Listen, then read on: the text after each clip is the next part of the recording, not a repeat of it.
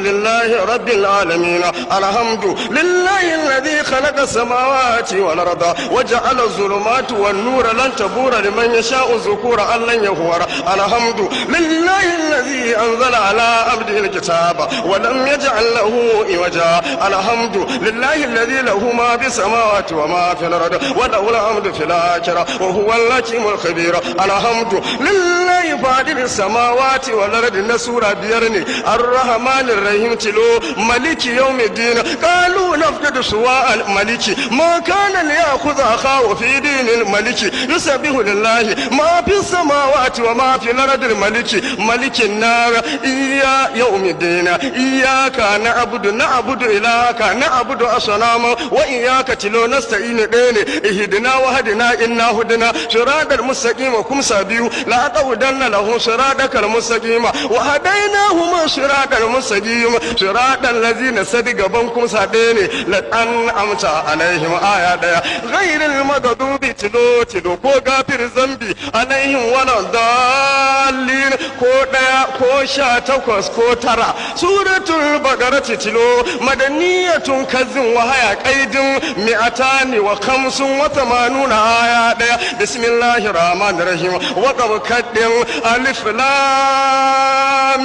ميم ذلك الكتاب ألف لام ميم الله لا إله إلا هو الحي القيوم ألف لام ميم أحسب الناس أن يتركوا أن يقولوا آمنا وهم لا يفتنون ألف لام ميم غلبت الروم في أدنى الأرض وهم من بعد غلبهم سيغلبون ألف لام ميم تلك آيات الكتاب الحكيم ألف لام ميم تنزيل الكتاب لا ريب فيه من رب العالمين ولا تعزموا ذلك الكتاب ولا تعزموا عقدة النكاح حتى يبلغ الكتاب أن تقولوا إنما أنزل الكتاب أو تقولوا لو أن أنزل علينا الكتاب بل زعمتم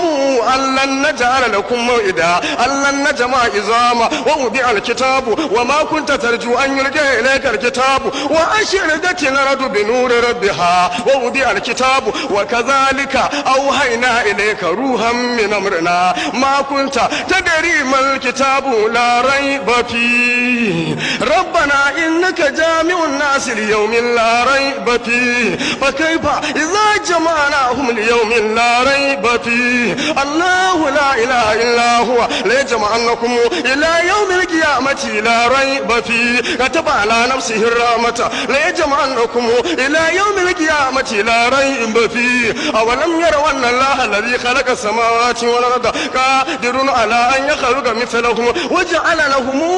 أجلا لا ريب فيه وكذلك أوحينا إليك قرآنا عربيا لتنذر القرى ومن حولها وتنذر يوم الجمع لا ريب فيه قل الله يحييكم ثم يميتكم ثم يجمعكم إلى يوم القيامة لا ريب فيه هدى للمتقين الذين يؤمنون بالغيب ويقيمون الصلاة ومما رزقناهم ينفقون والذين يؤمنون بما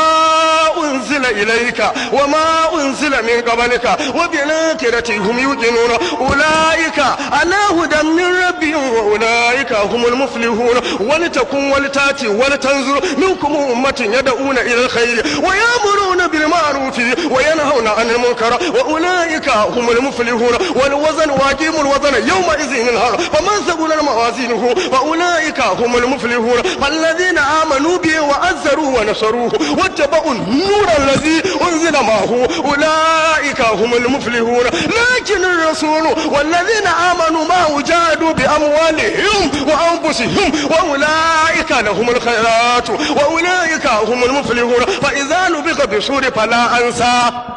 بينهم يومئذ ولا يتساءلون فمن ثقلت موازينه فأولئك هم المفلحون إنما كان قول المؤمنين إذا دعوا إلى الله ورسوله ليحكم بينهم أن يقولوا سمعنا وأطعنا وأولئك هم المفلحون فآت ذا القربى حقه والمسكين وابن السبيل ذلك خير للذين يريدون وجه وجه الله وأولئك هم المفلحون الذين يقيمون الصلاة ويؤتون الزكاة وهم بالآخرة هم يوقنون أولئك على هدى من ربهم وأولئك هم المفلحون أولئك حزب الله ألا إن حزب الله هم المفلحون والذين تبوأوا الدار والإيمان من قبل يبون من هاجر إليهم ولا يجرون في صدورهم حاجة مما أوتوا ويؤثرون على أنفسهم ولو كان بهم خصاصة بين ومن يوق شح نفسه فأولئك هم المفلحون فاتقوا الله ما استطعتم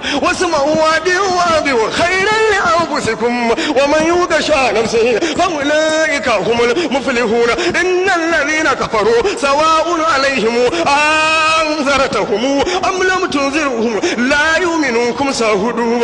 أو كلما عاهدوا أحدا نبذه فريق منهم بل أكثرهم لا يؤمنون أتبع على نفسه الرحمة ليجمعنكم إلى يوم القيامة لا ريب فيه الذين كسروا أنفسهم فهم لا يؤمنون الذين آتيناهم الكتاب يعرفونه كما يعرفون أبناهم الذين كسروا أنفسهم فهم لا يؤمنون وأقسموا بالله جهد أيمانهم لئن جاءتهم آية ليؤمنن بها قل إنما لا عند الله وما يشعركم أنها إذا جاءت لا يؤمن كريبير ومن يريد أن يضله يجعل صدره ضيقا حرجا كأنما يصعد كوبير في السماء ذلك يجعل في السماء ذلك يجعل الله الرجس على الذين لا يؤمنون إنه يريكم هو وقبيله من حيث لا ترونهم إنا جعلنا الشياطين أولياء للذين لا يؤمنون إن شر الدواب عند الله الذين كفروا فهم لا يؤمنون